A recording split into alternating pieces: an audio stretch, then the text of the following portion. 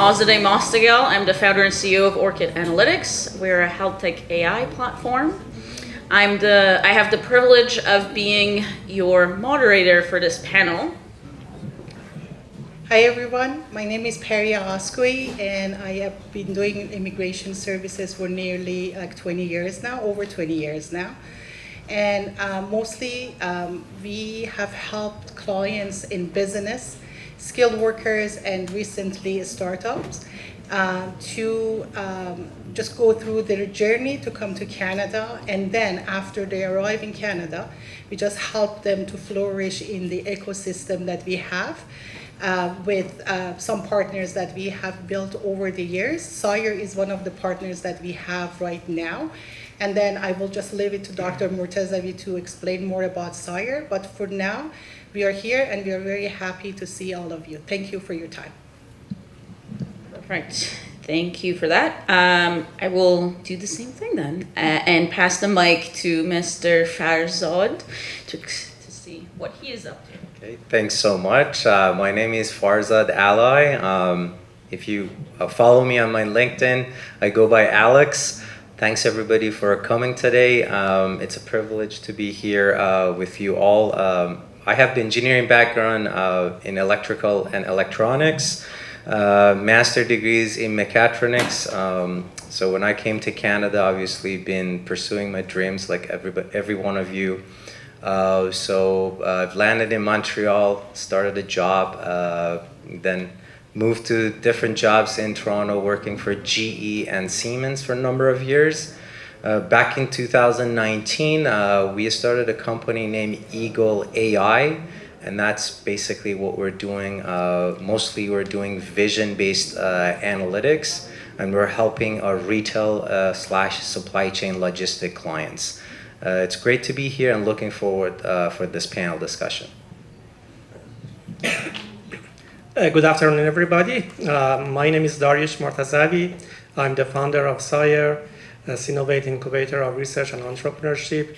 I hope that you have enjoyed these events and see you in the following events. We are trying to improve these events by attracting more talented people in business, in startups, in technology, in investment, and anything related to tech startups. I hope that we have you in our following meetings by filling out the forms which is given to you in the gift bags. Please fill them out, sign them, and give them to the information desk. You will be contacted very soon. And I'm ready now to listen from you, learn from you, to what feedback you have from this event and how we can help you in your business. Thank you.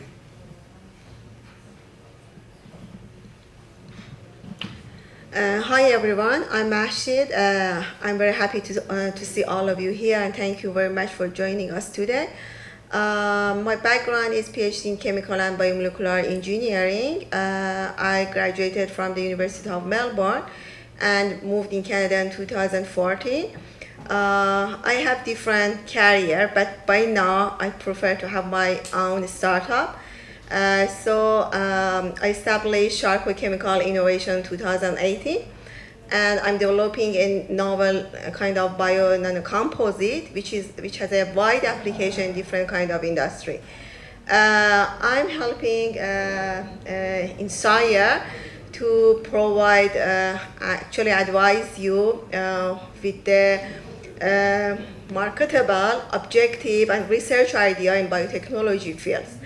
And I hope to be successful in this field. Thank you. Thank you, everyone, for introducing yourselves. Dr. Mortazavi, CEO of SIRE, could you share with us how SIRE supports startups in their journey from inception to growth, please? For sure. When I was immigrated to Canada, I didn't know anything about Canada, what opportunities exist in Canada, and how governments and different institutions can help us to improve. I see many newcomers, immigrants come to Canada, and after a while, they are disappointed on using their abilities, how to manipulate, how to use their abilities to grow. And we see that some of them prefer to downgrade and do some jobs which doesn't deserve them. So I started this journey from my back home Iran. I went to Australia to get my PhD. We tried a lot to accomplish in our life, and I'm wonder to help and wonder to share my experience with other people. So to be successful in Canada, you need to have some information. You need to get information, and you need to rely on your abilities. Don't think that your abilities in whatever country you have graduated, you have work experience is useless, so you have so much abilities. So rely on yourself. So believe in yourself. And don't space your time by going from this college to another college, by getting certificate from different colleges, downgrading yourself to do some very low-level, low-income jobs. So think that you can improve yourself, you can use your abilities, you can have high income and enjoy from life. When you enjoy from your life, your family will be happy as well. I'm here to help you and to share my experience. SIRE incorporated several years ago. It's 9 years I'm in Canada. My passion was to make a very network, a high network of good network as highly graduated persons, because I knew that most of the Iranian are highly graduated, and we can help each other to improve and grow. So I started a few years ago, and after a few years, I got a very good network. I tried to increase my knowledge by networking with different people in industry, in business, by government, increase my information on how to get government help, how we can get the institutions, other businesses help to grow. So after a while, so I decided to incorporate SIRE. SIRE is incubator for all people who think that can establish their own business. They can grow your own business by partnering to other people. So obviously we have some lack of knowledge, all of us. We have lack of financial investments. So we can fill the gaps through via helping each other. So I'm here to help you how to establish your business, how to gap your financial issues. If you have lack of knowledge, how to make a platform and how to join you to our other startups working with us. So SIRE is an ecosystem. In this ecosystem, you can grow, and this ecosystem is growing by itself. People come to SIRE, get familiar, talk to each other, and they go. It doesn't matter for us because SIRE is in non-profit organization. But after all the meetings that you do together, so you grow, you learn something, you enjoy from your life. And this is the thing that I would like to distribute it in our community, in our Canadian community. We have established this incorporation. We have made this platform. If you want to make any startups, so join us. We will link you to other startups. You can work together. We can help you to fill your financial gaps through the government funding, different loans, different things which we have applied so far over the several years, which have been all successful, and you will be happy. So besides your other jobs that you have, even if you think that this is a gig job, side gig job for you, so you will enjoy it. Thank you.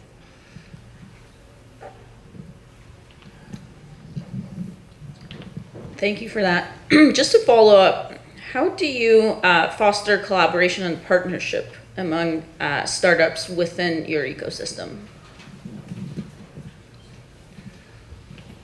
This event is one way to foster this partnership. We have monthly events. We started TechnoNet monthly events around 1 year ago. When we started, we were only just a few persons, and hopefully, and I enjoy now that we are around 67 persons we had in this summit. All of the persons are interested in technology. We have monthly events. In the monthly events, we try to get familiar with other startup enthusiasts. Maybe they are startup geeks, or maybe they are investors, so whatever. So we invite them to have a speech for us. We make this networking for them. And the result of all of this networking, gathering the information, so we we make this summit, so the next summit will be in September 2024, hopefully. And through all of these gatherings, which are focused on startups, technologies, so I think we can foster your startup and your business. Thank you.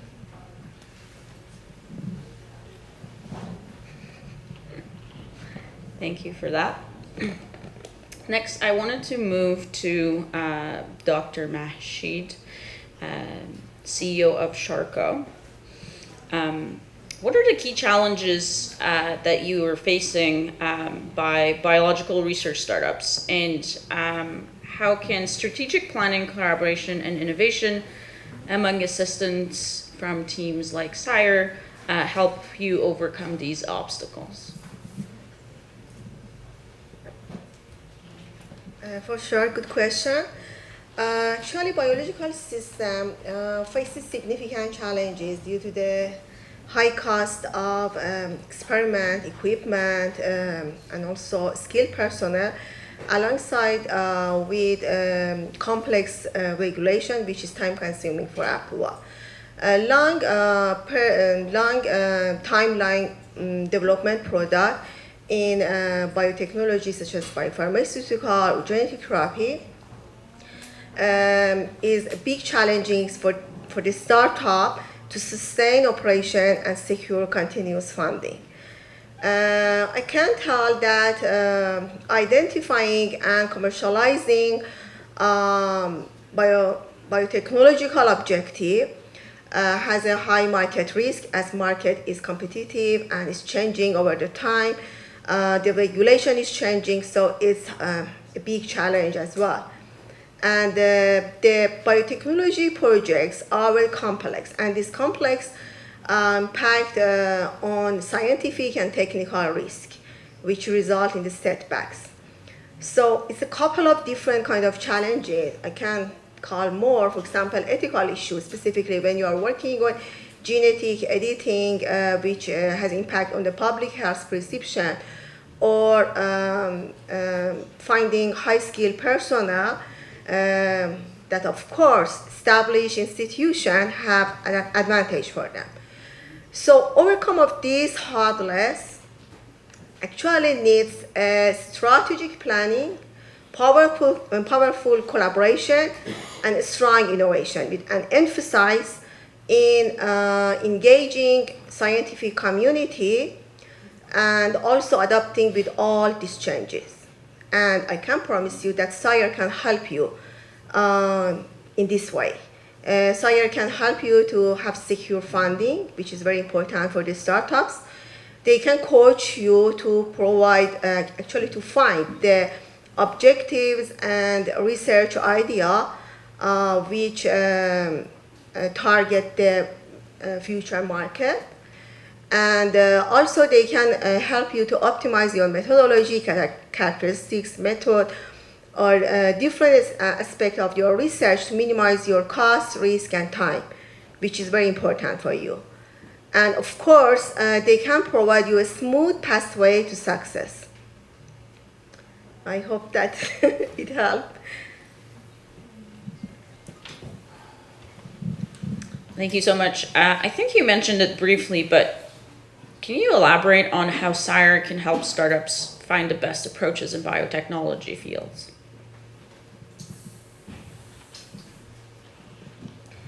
For sure. Recently, biotechnology is merged with different kind of science, such as a different field of engineering, pure science, such as mathematics, physics, or chemistry, also environmental science, computer science, or some extra. So actually, there is a wide range of projects that is possible to work, and it's very important to establish the objective before starting, because it's very cost effective, and it's very important to know about the pathway and at the end result.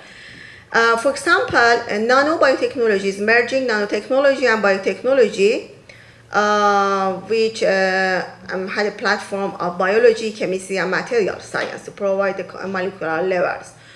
Or, for example, the combination of engineering and biotechnology result to product a novel biomaterial which is applicable in a wide range of industries. Or for example, environmental biotechnology is a combination of, again, different kind of engineering and environmental science, which is very important for sustainability, and it's very hot topic in Canada. So actually, can tell that biotechnology project is a kind of platform which connect all of the science together. And it can foster actually innovation in a wide range of scientific spectrum. And it is very important, it's a kind of dynamic landscape that connect all of this science and fostering innovation. And SIRE has a good platform to connect different kind of discipline together. So they can provide you the advice, the best facility, and the connection to overcome all of these challenges. And also, it is not only help you to secure funding, but also it help you that the product will shine in the future market.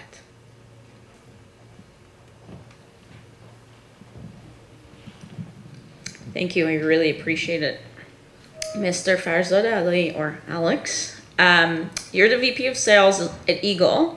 Can you discuss how Eaigle leverages its sales expertise to drive market adoption of smart technologies? Sure, absolutely. So before I answer this, let's take a step back of understanding market adoption and how it is important, for every startup. So first and foremost, I'd say every single of you in this room probably have brilliant idea. Probably many of you already developed an idea. If you keep it in the basement, the outside world doesn't know about what you have developed, not gonna go anywhere. So it's very important that you talk loudly, you go to public, sharing your ideas and your brilliant development and invention, that everybody understand, and it's important that it's a right audience for that. So one of the major challenges for a startup world is, market validation. Does the clients, does the sector that I'm working, do they really need this, what I'm developing right now or what I have developed? So once you have answer for this, then it comes down, okay, how do I leverage sales expertise? How do I bring intelligent people on board that can, help us to talk loudly and show to the world that yes, this is what we have developed, and this is basically helping a startup to understand. But what we do at Eaigle, particularly, we have a customer-centric approach into our pretty much sales process. We want to first identify the gap, understand the pain that the clients are facing on a daily basis, and then try to address that. For the most part, because of the work we do mostly with big box retailers and big shipping companies, we become their innovation arm, right? More of like a consultative approach of understanding what's not working in their organization that they're doing today manually, and then try to address that leveraging technology. So I think pretty much anyone that's trying to sell to the world, it is important that clients do not like sales approach, right? The moment you be typical salesperson and try to be pushy, they would just stay away. The moment you become a consultant, try to help clients, then the conversation turns in your favor and they are willing to share more, and then you have the opportunity to basically share your solution and potentially get to the point that you can close the deal. Perfect. Thank you so much. How do you think Eaigle navigates the evolving landscape of smart technologies to identify emerging trends and market opportunities? So answer this question, I'd say we do a lot of market research, understanding the trends. Thankfully, we all have access to ChatGPT and access to Google and a lot of free resources and tools that are available to us. So this again will help you to do the market validation. Secondly, what we do at Eaigle, technically we identify, you know, top 3, top 5 of clients that they are mostly like in terms of the size are like $1 billion companies. And we start establishing a very close relationship of going through like whiteboard sessions.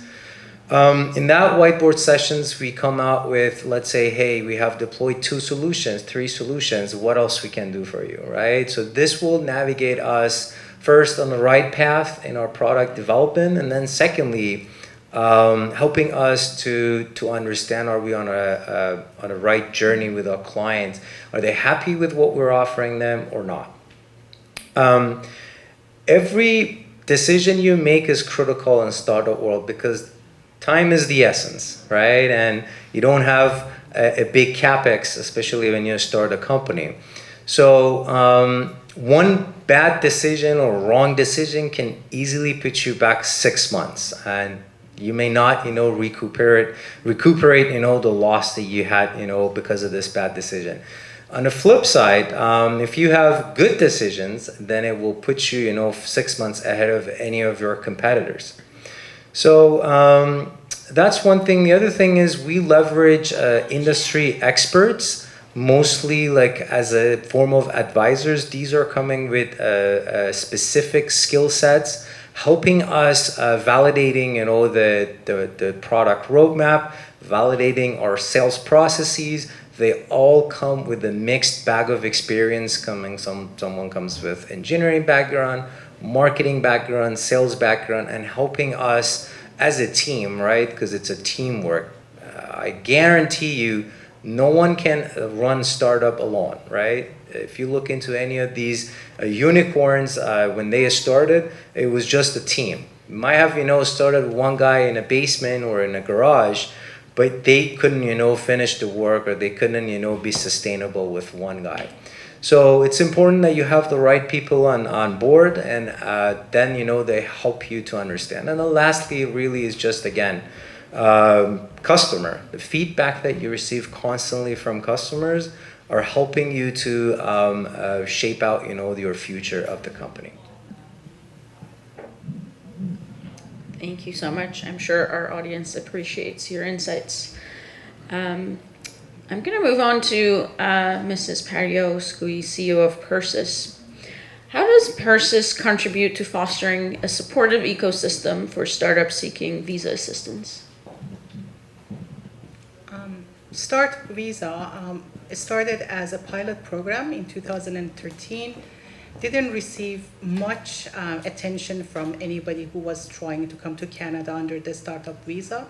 It became a permanent program in federal immigration system in 2018, and after people kind of were convinced that the program is here to stay, we saw many potential people, especially, like, I think, if I am not mistaken, Iran is one of the biggest contributor to the startup visa program right now.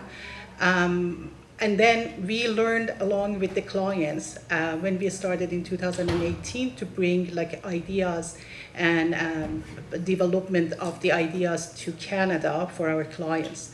Right now, about like 6 years later, we are going end to end with our clients. We start with kind of assessing the idea, because the idea is not just the idea for us. It has to be something that is doable with the technology that we have, and it can scale to global scale.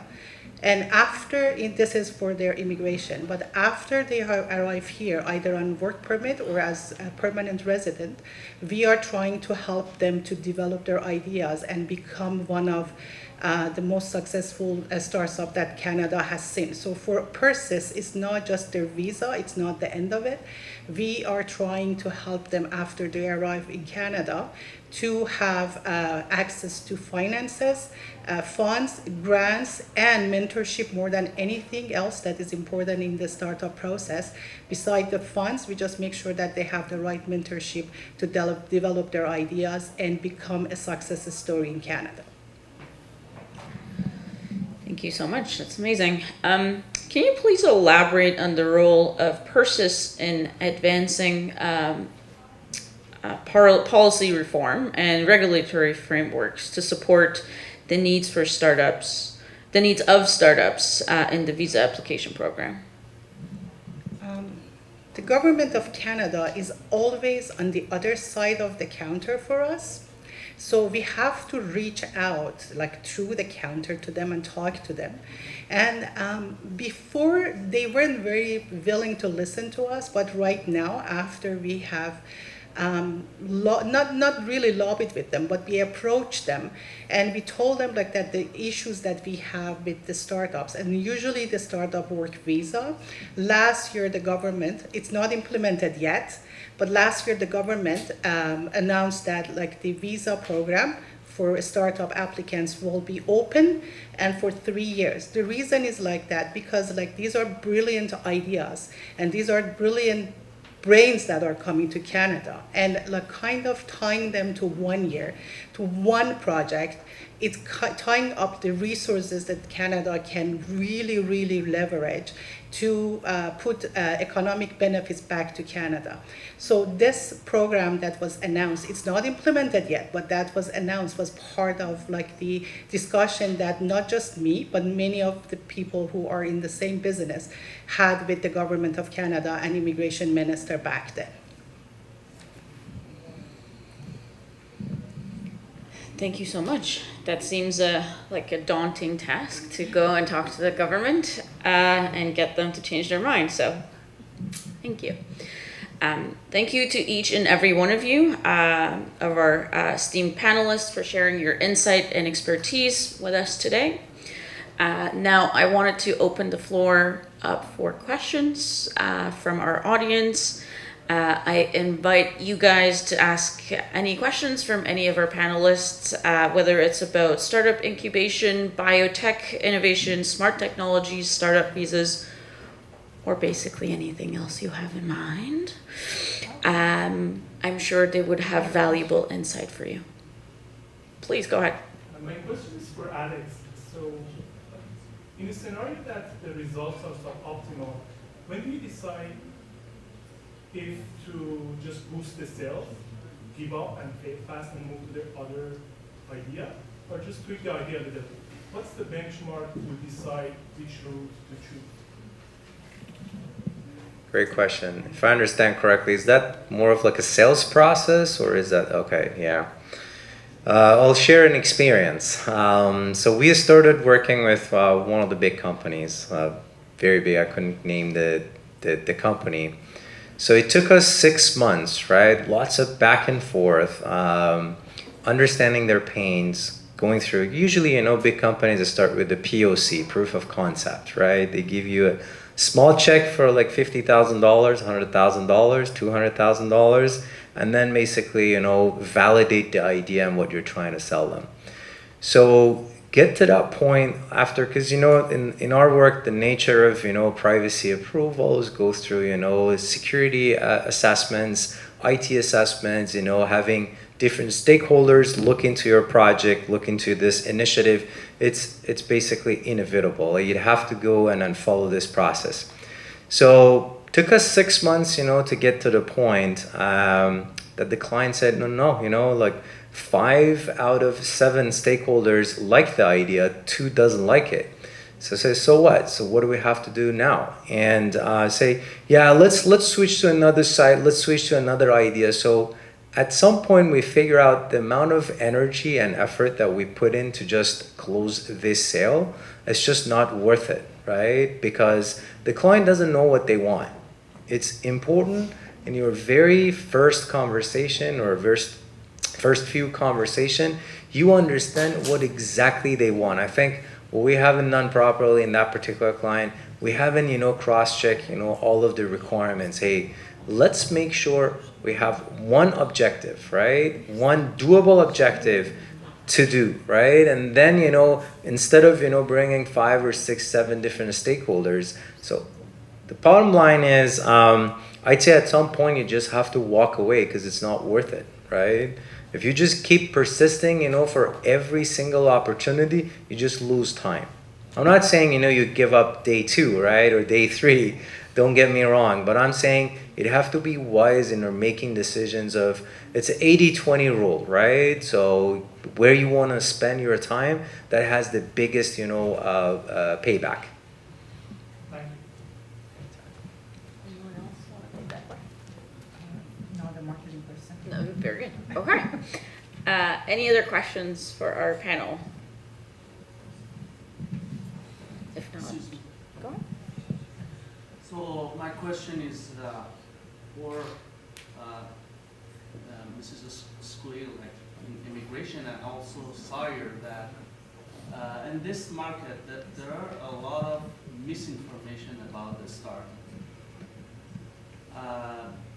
Some immigration firms, they bring the people, 3, 4, sometimes 5 people, to put in a startup and tell them, hey, when you get to Canada, you don't need to do that business. You can go and do something else. But one of the rejections that Mr. Wusugi said was that people come here to get the PR and they are not doing that business.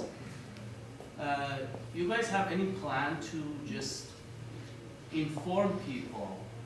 The first stage is that you suit this program or not. Because people in Iran think that, okay, a startup, if I have and some immigration firms, they create the idea. I said, we have a bank of idea, and we gather some people, give one of those ideas, but from day first, they know that's not going anywhere. And waste people time 3-4 years, and then people think that, okay, they get a letter of support, and that's it, and then we're good to go, we come here, and they bolded that it's one of the programs, rare programs, that you come as a PR. So I think it's very important that we give information to people that you need to know if this program is for you or not. Because just having an idea, innovative idea, is not guaranteeing that, doesn't guarantee that that's a good program for those clients. Startup visa is like, sorry, what happened? I have no idea. Startup visa is like any other startups. It has a life cycle, like it has to go through the stages of idea, like MVP, product, testing, letter of intents, and everything else. Mr. Alaeai here just pointed out like that if you have an idea, you have to reach out to your customers, like potential customers. Even if it's still an idea, you have to see if the market wants something like that you have in your mind, or already the market is saturated with simple or like similar ideas like the ones that you have in your mind. So for a startup, it's no different than starting any other startups. It has to go through the stages from idea to implementation to making money. For us, what we are doing different is that like 2 of my clients actually are here. I make them work for their ideas just to make sure that when they come here, they have a business. And their business is like already 2 years old, because the registration of the business starts with working with, I am mostly working with Synergy Lab. Miss Nova Oliphant is here right now, like that. I have worked with her over like, I think 20 startup projects already. So going through the idea and working very hard on your ideas, arriving in Canada, usually on work permit, is 2 years process. If you are coming as a PR, it's probably like 3.5 years process. So you already have a business that has a background. That's when SIRE comes to picture and helps with my startup to say, okay, you have spent X dollars on this project. Now you want to like move forward, going to your next step, and you need funding, you need mentorship. That's when SIRE comes, helps persist clients to make sure like that this is not just for a startup visa to get a permanent residency. This is to establish a very successful startup in Canada. And I am hoping soon, maybe in like a short few years, to see that one of my startups is beating the behind of Shopify.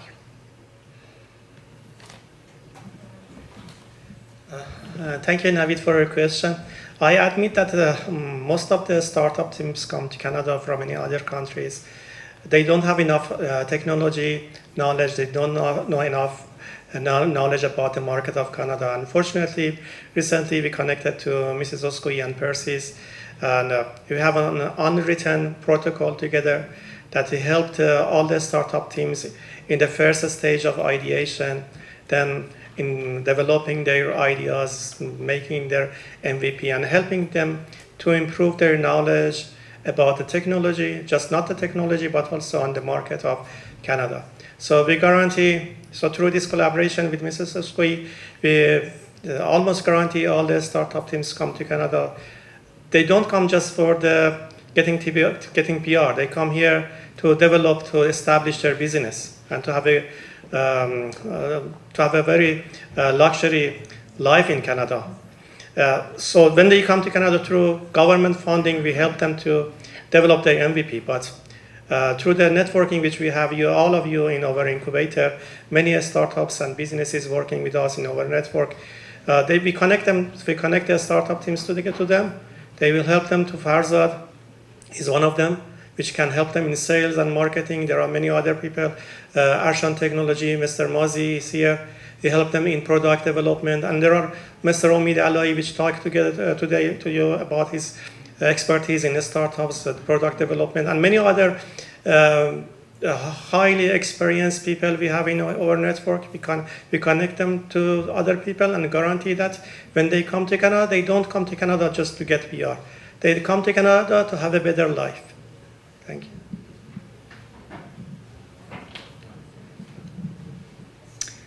Any other questions? Go ahead. ببخشید من فقط فارسی صحبت می‌کنم چون صحبتم این است که آیا شما تجربه‌ای در زمینه گرفتن گرانت برای استارتاپ‌های موفق دارید و اگر سابقه قبلی دارید در چه اسکیلی مثلا چند میلیون دلاری I'll just translate for everyone else. So the question is about if SIRE has helped get companies grants, and if so, how many and how much $1 million deals or?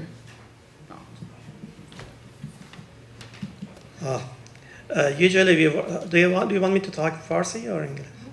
Okay. Okay.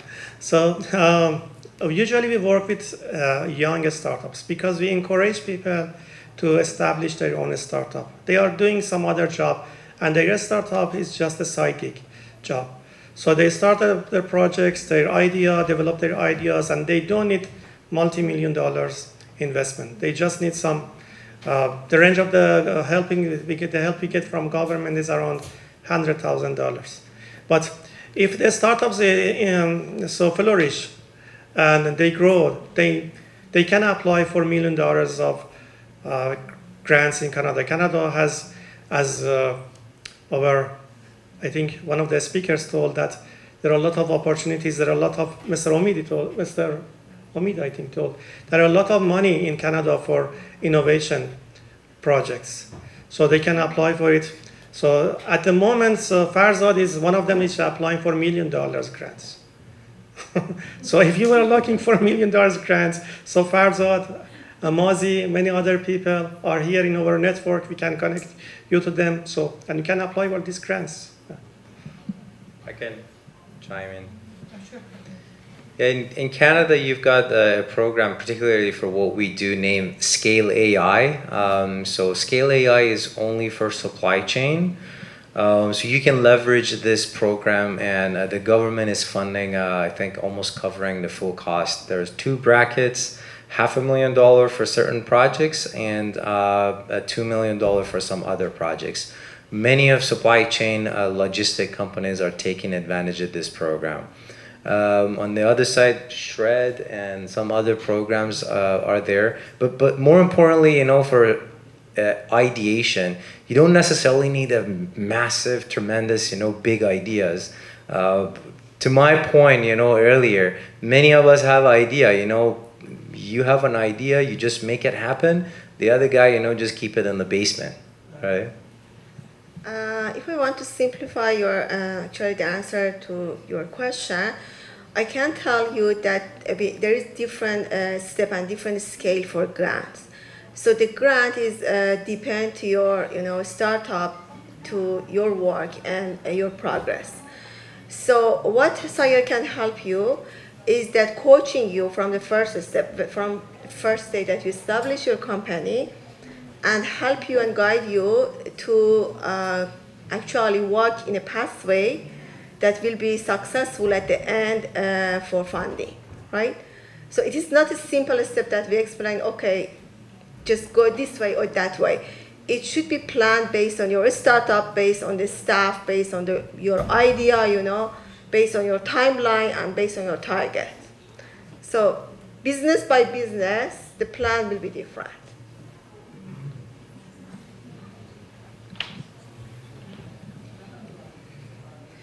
Perfect. Thank you so much, everyone, for joining us. If you could join me in applause for our esteemed panelists for sharing their ideas and expertise with you.